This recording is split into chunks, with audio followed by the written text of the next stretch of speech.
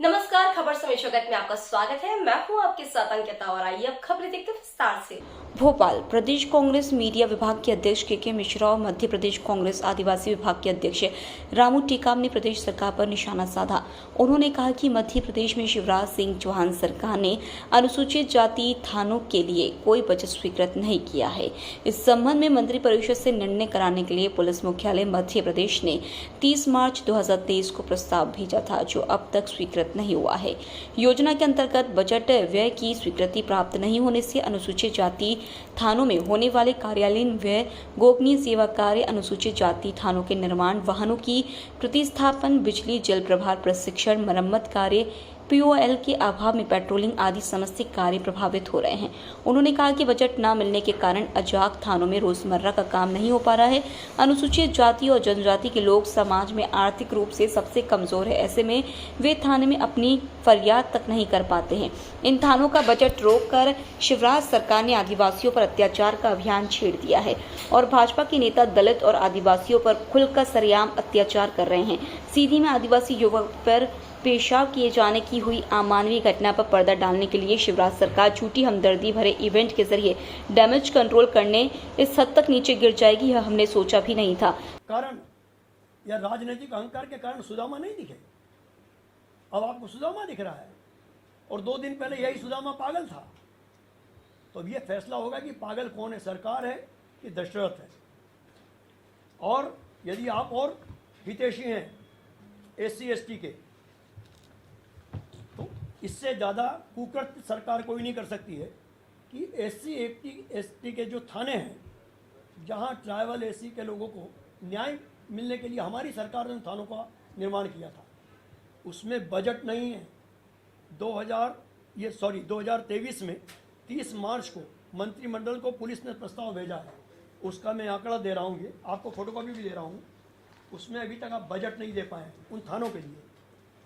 फिर आप आदिवासी भाइयों के और SC के लोगों के कल्याण की बात कर रहे हैं। आपको डॉक्यूमेंट फोटोकॉपी भी मिल रही है, दे रहा हूँ राइट के साथ में। तो इस तरह के छल करने के बाद आप मध्य प्रदेश की जनता और विशेषकर हमारे आदिवासी भाइयों को, भले आप सुदामा समझ लें, भले कृष्ण समझ लें, मगर वो अब आपके लिए यमराज के रूप में खड़े हुए हैं। वो छोड़ेंगे नहीं आपको अपने अत्याचार को लेकर, उनके अपमान को लेकर। और यह घटना तो मैं सोचता हूँ कि शायद पूरे हिंदुस्तान में ऐसी घटना कहीं नहीं होगी देश आज़ाद होने के बाद, कि आप किसी गरीब व्यक्ति पर सत्ता के नशे में और शराब के नशे में सिगरेट फूंकते हुए पेशाब कर रहे हैं। और ये बेशर्मों की फौज RTO दफ्तर में बैठकर भाजपा के नेता कह रहे इससे हमारा कोई ताल्लुक नहीं था। डूब मरना चाहिए भारतीय जनता पार्टी के लोगों को। हम इस मुद्दे को कांग्रेस की पूरी टीम माननीय कमलनाथ जी के नेतृत्व में सीधी में धरने पर बैठी हुई है, कंटिन्यू धरना चल रहा है और हम इस मुद्दे को आखिरी तक छोड़ेंगे नहीं। हमारे पार्टी के एक सीनियर लीडर रामू टेकाम जी, जो आदिवासी समुदाय के बड़े चेहरे हैं, मैं उनसे आग्रह करना चाहूँगा कि वे भी अपनी बात आपसे करें। परिवारों के प्रति जागृत क्यों नहीं हुई? आप कह रहे हैं कि मैंने आज सुदामा की पूजा करके खुशी हासिल की है, तो 18 साल से आप मुख्यमंत्री और अभी तक आदिवासी समाज सुदामा ही बना हुआ है। आपने उन्हें कृष्ण बनाने की कोशिश क्यों नहीं की? और जितना पैसा अरबों रुपए की राशि SC ST वर्ग के कल्याण के लिए होती है, वो राशि सुदामाओं की कौन कंस खा गया? मैं मामा भी लगा सकता हूं, क्योंकि आप मामा के शौकीन हैं। तो वो राशि कौन से कंस मामा ने खाई है? मुख्यमंत्री जी, आपको बताना होगा, एक एक चीज का जवाब लेंगे। हम आपके जेल कोर्ट थाने से डरने वाले नहीं हैं। और ओपन ऑन कैमरा कह रहा हूं कि कौन सा कंस मामा उन सुदामाओं की राशि खा गया है और उस राशि का कितना अंश आपके बंगले में जाता है, उसका जवाब आपको देना होगा। और इन 30,400 घटनाओं में उन सुदामाओं के घर आप पैर पूजने क्यों नहीं गए? क्योंकि उस वक्त चुनाव नहीं थे, वोटों की फसल नहीं काटनी थी। और अब 4 महीने बाद चुनाव है और ये आदिवासी समुदाय जिसने आज उस बहन ने गरीब होते हुए आपके टुकड़ों पर ठोकर मारी है, वो बिकाऊ नहीं है। वो चुनाव में आपसे बदला लेगा। आपको यदि आदिवासी भाइयों से प्रेम है तो नेमावर में आप लाडली बहनों के मामा हैं, लाडली बच्चियों के मामा हैं, भले कंस हों, मगर 6 बहनों के साथ आप गुंडों को 10 फुट गड्ढे में नहीं गाड़ पाए आज तक, एक को भी। आपकी पार्टी के नेताओं ने नेमावर में 6 बहनों को गड्ढे में गाड़ कर मार डाला था, उनकी हत्या कर दी थी। उनको भी आप लोगों ने पूरा बचाया। यदि आपको उन सुदामाओं से मोहब्बत होती तो जिस गड्ढे में उनको गाड़ा था वहाँ उन बहनों के स्मारक बना देते। लोग कम से कम आदिवासी समाज के लोग उनकी शहीदी पर उन्हें फूल चढ़ाने जाते हैं, क्योंकि वहाँ आप न्याय नहीं दे पाए। मंडला में आपके लोगों ने आदिवासियों की हत्या की। नीमच में आपके भाजपा के ही सरपंच ने एक आदिवासी को 4 पहिए से बांधकर इतना घसीटा कि वो सड़कों पर ही प्राण छोड़ गया। विदिशा, जहां आप नेतागिरी करते हैं, जहां आपकी प्रॉपर्टी है, वहां आदिवासियों की हत्या हुई। मंडला में हत्या हुई, छिंदवाड़ा में हुई, महू में पुलिस की गोली से निर्दोष व्यक्ति की मौत हुई। सिवनी में तो हमारे पास प्रमाण है, डॉक्टर गोविंद सिंह जी के साथ हमने प्रेस कॉन्फ्रेंस ली थी, उसमें आपके भाजपा के नेताओं ने और बजरंग दल के लोगों ने आदिवासी भाइयों की हत्या की वहां। तब आप मकान भी बनवाऊंगा।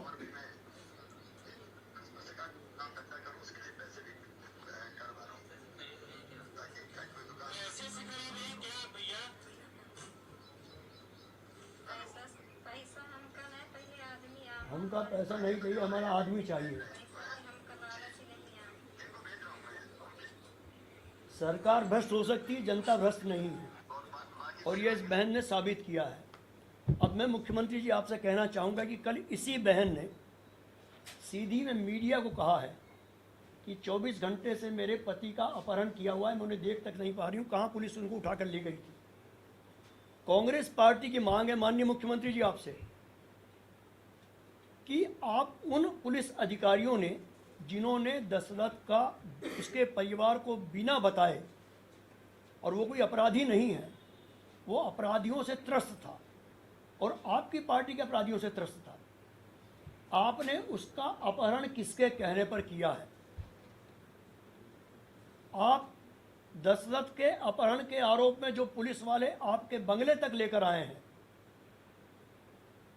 उनके खिलाफ अपहरण का प्रकरण दर्ज करवाएं, यदि आप में नैतिकता है और आदिवासियों के प्रेमी हैं आप तो।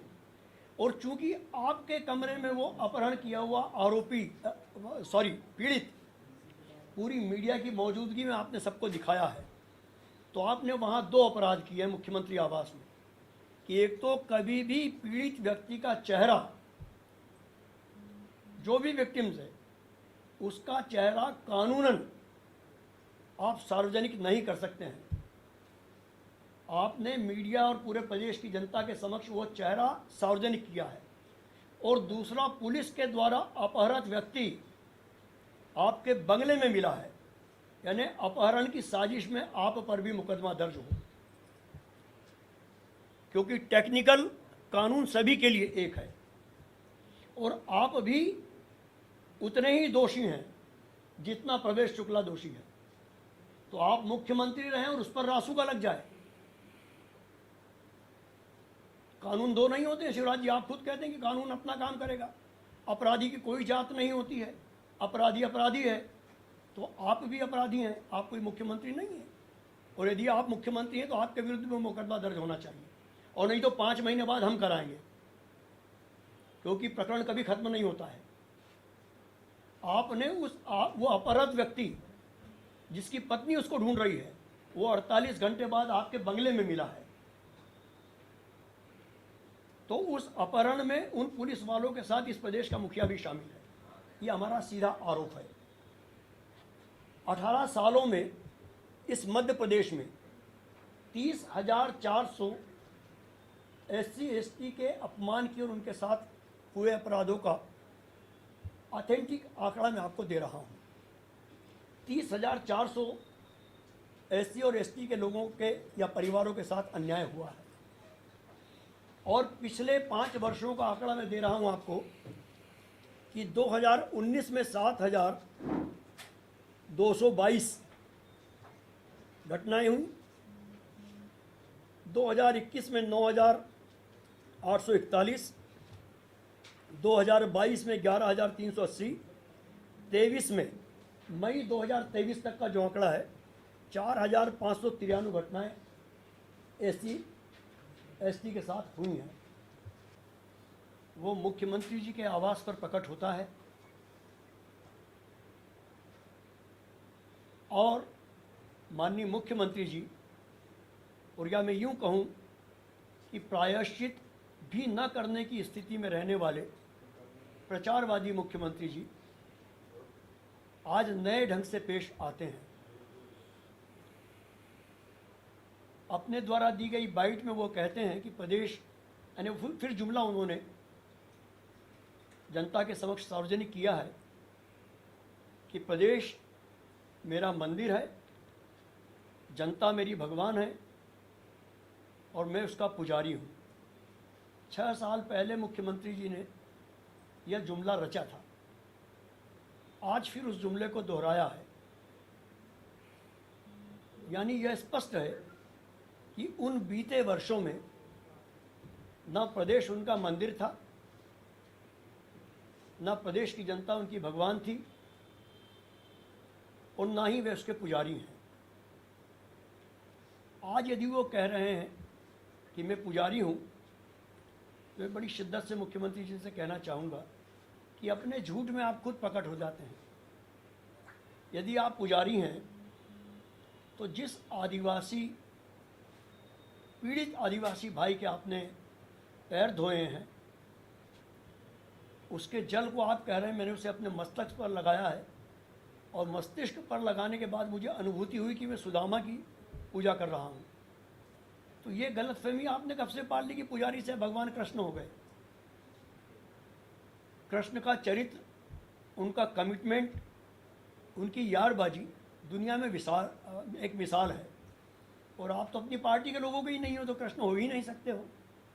तो कम से कम अपने अपराध को भुलाने के लिए मुख्यमंत्री जी इस तरह के प्रचारवादी हथकंडों से आप बाज आएं। पत्रकार बंधुओं का मैं स्वागत करता हूं और आज इस प्रेस वार्ता में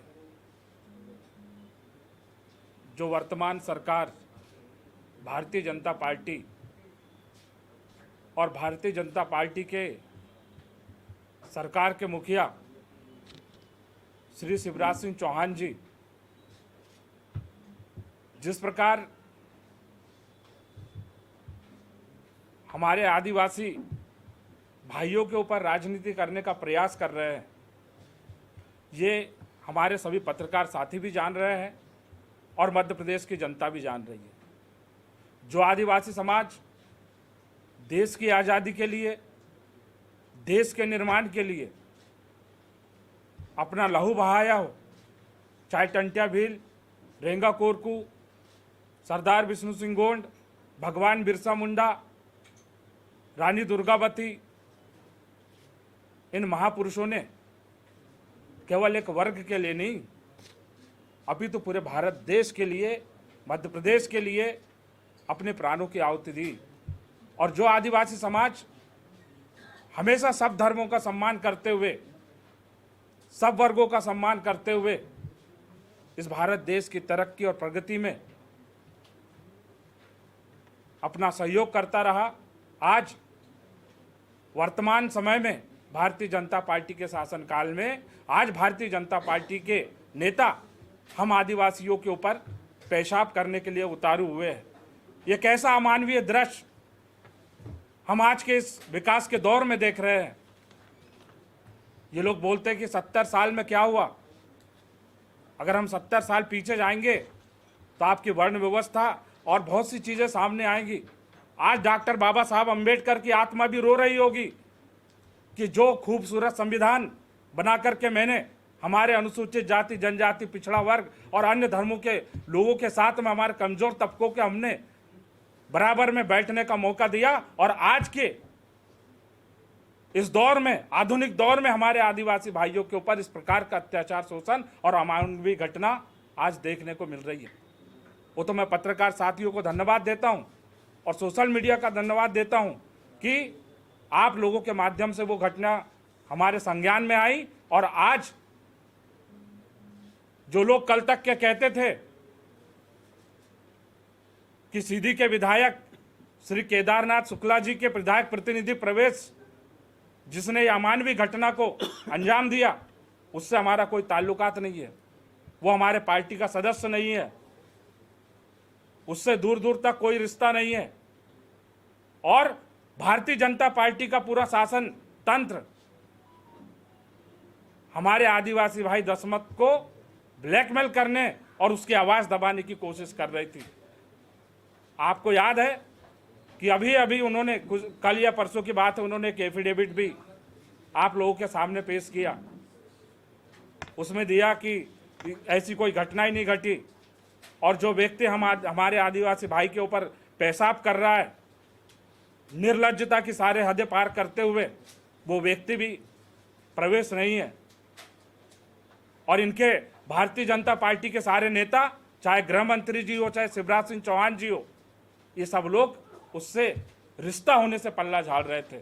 लेकिन ऊपर वाले के पास देर अंधेर नहीं है, आज नहीं तो कल सच सामने आता और सच सामने आप लोगों के सामने आया है। हम कुछ नहीं चाहते, हम आदिवासी लोग हम सिर्फ सम्मान का जीवन जीना चाहते हैं।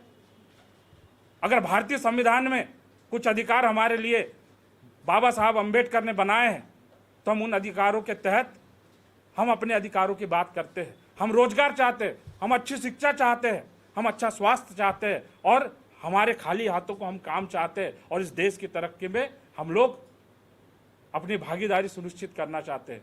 लेकिन वर्तमान सरकार ऐसा नहीं, केवल और केवल इवेंट के तौर पे आदिवासियों का उपयोग करना चाह रही है। और आज पूरे मीडिया के सामने ये मैं कह रहा हूं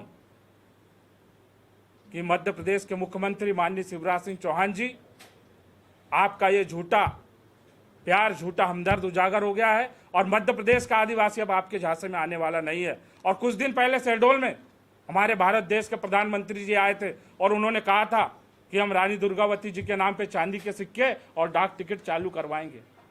हम केवल चांदी के सिक्के या डाक टिकट चालू करवा के या मूर्ति बनवा के उनके मान और स्वाभिमान को वापस नहीं ला सकते। एक अच्छा जीवन देने का, जीने का अधिकार उनको दे, सम्मान से वो जी सके, अच्छी शिक्षा पा सके, रोजगार पा सके। हम तो सबके साथ मिलजुल के रहना चाहते हैं। और हमारे आदिवासी भाइयों ने तो कई सरकारें बनाई, हर सरकारों को वोट दिया, मदद किया, सरकार में लाया, लेकिन इस प्रकार की अमानवीय घटना हुई, मैं कड़ी निंदा करता हूं। सरकारें चाहे जो भी हो, अगर जो भी सरकार इस प्रकार की हमारे आदिवासी भाइयों के साथ में अत्याचार और शोषण करेंगी, हम उसका विरोध करेंगे। लेकिन आज मैं कहना चाहता हूं कि ये लोग सिर्फ आदिवासी प्रेम का एक झूठा ढोंग करते हैं और आदिवासी प्रेम इनका सत्य नहीं है। और जिस प्रकार से अपने आप को कृष्ण की उपाधि दे रहे हैं माननीय शिवराज सिंह चौहान जी, आप कृष्ण नहीं।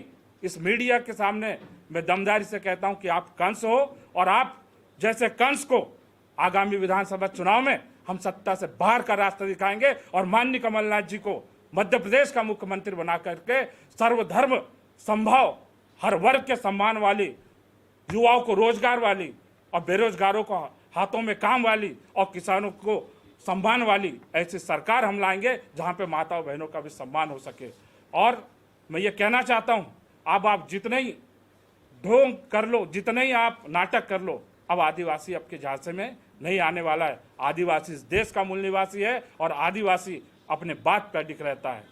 बहुत बहुत धन्यवाद। जय आदिवासी। एक मैं आपसे खबर समय जगत के संवाददाता आदित्य सराठी की report. For latest news, subscribe to our channel